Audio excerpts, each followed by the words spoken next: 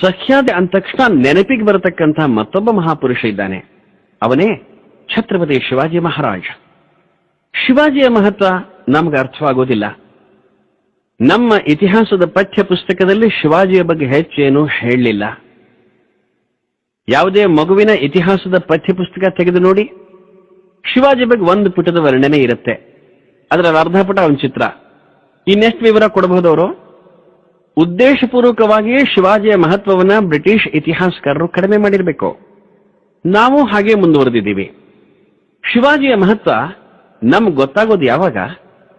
ಅಕಸ್ಮಾತ್ ಶಿವಾಜಿ ಹುಟ್ಟದಿದ್ರೆ ಏನಾಗ್ತಿತ್ತು?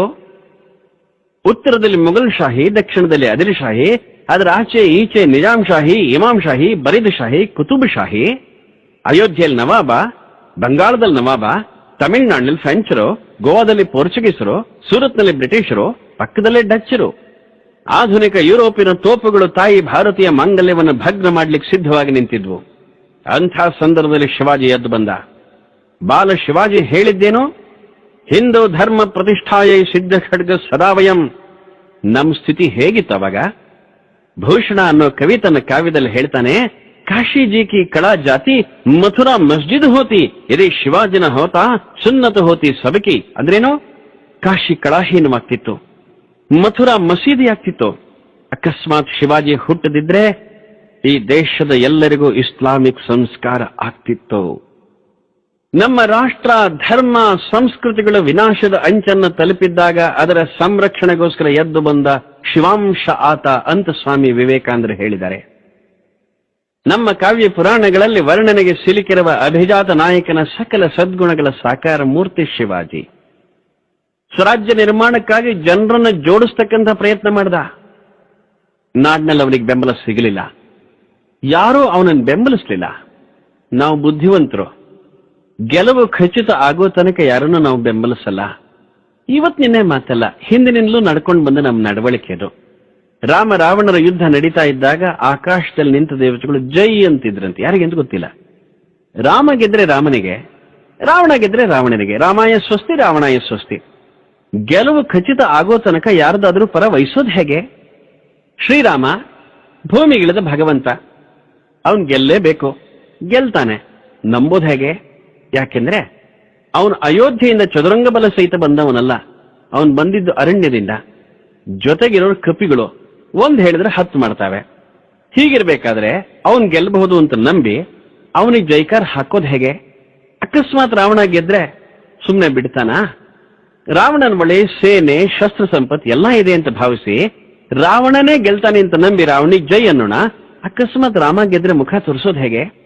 ರಗಳೆ ಬೇಡ, ಸುಮ್ನೆ ಜೈ ಅಂತ ಹೇಳ್ತಾ ಇದ್ರು. 80 ದಿವಸದ ಯುದ್ಧ ಮುಗಿತು. ರಾವಣನ ಕಡೆ ಎಲ್ಲ ಪ್ರಮುಖರು ನೆಲಕ್ಕೆ ಹೊರಗಿದ್ರು. ಶ್ರೀರಾಮನಿಗೆ ಆದಿತ್ಯ ಹೃದಯವೂ ಪ್ರಾಪ್ತವಾಯಿತು.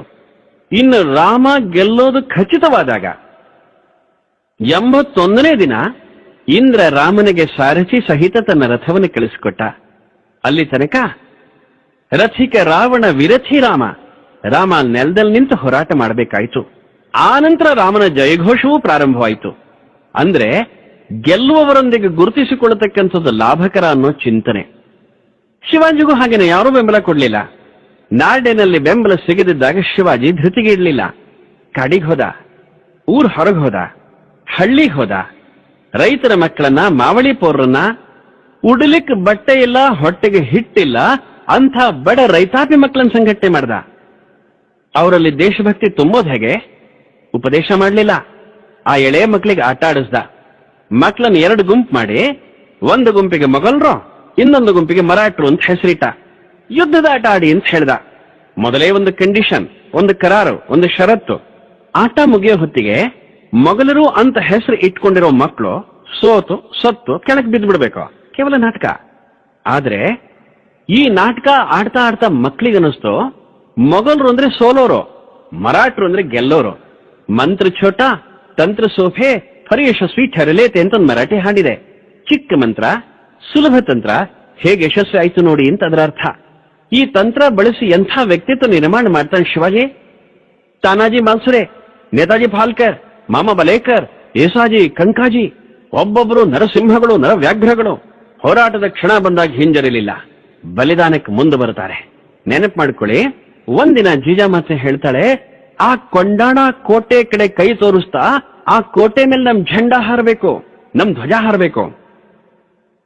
ಜೀಜಾಮಾತೆ ಇಚ್ಛೆ ಅಂದ್ರೆ ನಮ್ಗೆ ಆದೇಶ ಅಲ್ವಾ?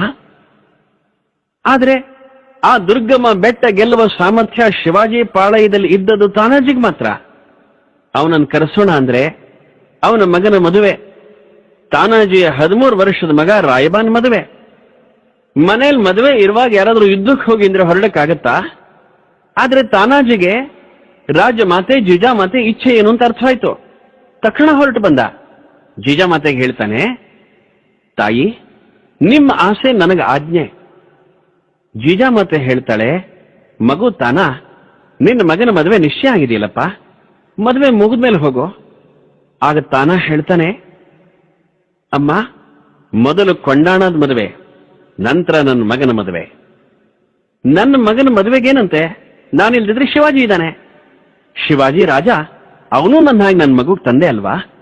ನನ್ನ ಮಗನ ಮದುವೆ ಶಿವಾಜಿ ಮಾಡ್ಲಿ, ಕೊಂಡಾಣದ ಮದುವೆ ನಾನ್ ಮಾಡ್ತೀನಿ. ಹೊರಟೇ ಬಿಟ್ಟೆ ಕೊಂಡಾಣಕ್ಕೆ. ಕೊಂಡಾಣ ಕೋಟೆಯನ್ನ ಶಿವಾಜಿ ಸೈನಿಕರು ಗೆದ್ರು. ಆದ್ರೆ ಗೆಲ್ಲೋಕ್ ಸ್ವಲ್ಪ ಮುಂಚೆ ತಾನಾಜಿಯ ಬಲಿದಾನ ಆಯಿತು. ಶಿವಾಜಿಗೆ ಸುದ್ದಿ ತಲುಪಿಸಿದ್ರು, ಕೊಂಡಾಣ ಗೆದ್ದಿದ್ದಾರೆ, ತಾನಾನ್ ಬಲಿದಾನ ಆಯಿತು. ಆಗ ಶಿವಾಜಿ ಕಣ್ಣಂಚಲ್ ನೀರು ಬಂತು. ಅವನ್ ಬಾಯಲ್ಲಿ ಬಂದ ಮಾತೇನೋ, ಗಡ್ ಆಲ ಪಣ್ ಸಿಂಹ ಗೇಲ. ಕೋಟೆ ಬಂತು, ಸಿಂಹ ಹೊರಟು ಹೋಯಿತು. ಆ ತಾನಾಜಿಗೆ ಆ ಕೋಟೆಯಲ್ಲಿ ಸಮಾಧಿಯನ್ನ ಮಾಡಿ ಅದಕ್ಕೆ ಸಿಂಹಗಳ ಅಂತ ಹೆಸರಿಟ್ಟ ಶಿವಾಜಿ. ಅದು ನಮ್ಮ ತೀರ್ಥಕ್ಷೇತ್ರ. ತಾನಾಜಿ ಮನೆ ಕಡೆ ಒಂದ್ಸಲ ಕಣ್ಣು ಹಾಯಿಸಿ ಅವನ್ ಮನೆ ಸ್ಥಿತಿನ ವಿಶ್ಲೇಷಣೆ ಮಾಡಿ ಹೇಗಿತ್ತು ಅವನ ಮನೆ ಆವತ್ತು. ಮನೆಯಲ್ಲಿ ಮಂಗಲ ಸಮಾರಂಭ, ತಂದೆಯ ಸ್ಮಶಾನ ಯಾತ್ರೆ, ಮಗ ಹಸೆಮಣೆ ಏರ್ದ, ತಂದೆ ಚಿತೆಯನ್ನೇರ್ದ, ಸೊಸೆ ತಾಳಿ ಕಟ್ಕೊಂಡ್ಲು, ಅತ್ತೆ ಮಾಂಗಲ್ಯ ಬಿಚ್ಚಿಟ್ಲು. ಒಂದೇ ಮನೇಲಿ ಒಂದೇ ದಿನ 13 ವರ್ಷದ ಹುಡುಗ ರಾಯ್ಬಾ ಮದುವೆಯಾಗ್ತಿದ್ದಂತೆ ಅಪ್ಪನ ಕಳ್ಕೊಂಡ. ತಂದೆಯ 12ನೇ ದಿವಸದ ಕೆಲಸ ಮುಗಿಸಿ ಅಪ್ಪನ ಖಡ್ಗ ಹಿಡ್ಕೊಂಡು 18ನೇ ದಿವಸ ರಣಾಂಗಣಕ್ಕೆ ಧುಮುಕ್ತಾನೆ, ತಂದೆ ಕೆಲಸ ಪೂರೈಸೋದಕ್ಕೋಸ್ಕರ. ಮದುವೆ ಆದ ತಕ್ಷಣ ಯಾವ ಶಾಲಾ ಕಾಲೇಜುಗಳಲ್ಲಿ ಈ ರೀತಿಯ ದೇಶಭಕ್ತಿ ಶಿಕ್ಷಣ ಇವತ್ತು ಕೊಡ್ಲಿಕ್ಕೆ ನಮ್ಗೆ ಸಾಧ್ಯ ಆಗ್ತಾ ಇದೆ? ಅದಕ್ಕಾಗಿ ಸಖ್ಯಾದ್ರಿಯ ಬಳಿ ಬಂದಾಗ ಶಿವಾಜಿಯ ನೆನಪು ಸಹಜವಾಗತ್ತೆ. ಹೇಗೆ ತನ್ನ ಪರಾಕ್ರಮದಿಂದ ಮುಘಲ್ ಶಾಹಿ ಆದಿಲ್ ಶಾಹಿಗಳ ಎದೆ ಬಿರಿದು ತೋರಣ, ಚಾಕಣ, ಪುರಂದರ, ಪನ್ಹಾಳ, ವಿಶಾಲಗಡ, ಪ್ರತಾಪಗಡ, ರಾಯಗಡ ಮುಂತಾದ ಅವೇಜ್ಯ ಕೋಟೆಗಳನ್ನು ಸ್ವರಾಜ್ಯಕ್ಕೆ ಶಿವಾಜಿ ಮಹಾರಾಜರು ಜೋಡಿಸಿದ್ರು. ತಂಜಾವೂರಿನಿಂದ ಮುಂಬೈ ಮೂಲಕ ಸೂರತ್ತಿನ ತನಕ ಮಿಂಚಿನ ವೇಗದಲ್ಲಿ ಸಂಚರಿಸ್ತಾನೆ. ಪ್ರತ್ಯಕ್ಷ ಔರಂಗಜೇಬನ ಆಸ್ಥಾನಕ್ಕೆ ಹೋಗಿ ಆ ವಿಷಸರ್ಪದ ಹೆಡೆ ಮೆಟ್ಟಿ ಬಾಲ ತಿರುವಿ ಅವನ ಸೆರೆಮನೆ ಸೇರಿ ಆಶ್ಚರ್ಯಕರವಾದ ರೀತಿಯಲ್ಲಿ ಪಾರಾಗಿ ಬರ್ತಾನೆ. ಕೊನೆಗೊಮ್ಮೆ 1674 ಆನಂದನಾಮ ಸಂವತ್ಸರದ ಜ್ಯೇಷ್ಠ ಶುದ್ಧ ತ್ರಯೋದಶಿ ದಿನ ರಾಯಗಢದಲ್ಲಿ ಸಿಂಹಾಸನವನ್ನೇರಿ ಛತ್ರಪತಿಯಾಗಿ ನಮ್ಮ ಸಮಾಜದ ಶ್ರದ್ಧಾ ಕೇಂದ್ರ ಆದ. ಶಿವಾಜಿಯ ಪ್ರೇರಣೆಯನ್ನ ಮುಂದುವರೆದ ಮಹಾರಾಷ್ಟ್ರದ ಕುದುರೆಗಳು ಮೊಘಲರ ಅಹಮ್ಮನ್ನ ಮುರಿದಕ್ಕೆ ಗಾಂಧಾರ ತನಕ ಹೋಗಿ ಕಾಬೂಲ್ ನದಿಯ ನೀರನ್ನು ಕುಡಿದು ತಮ್ಮ ಸ್ವಾತಂತ್ರ್ಯದಾಹವನ್ನು ತಣಿಸಿಕೊಳ್ತಾವೆ.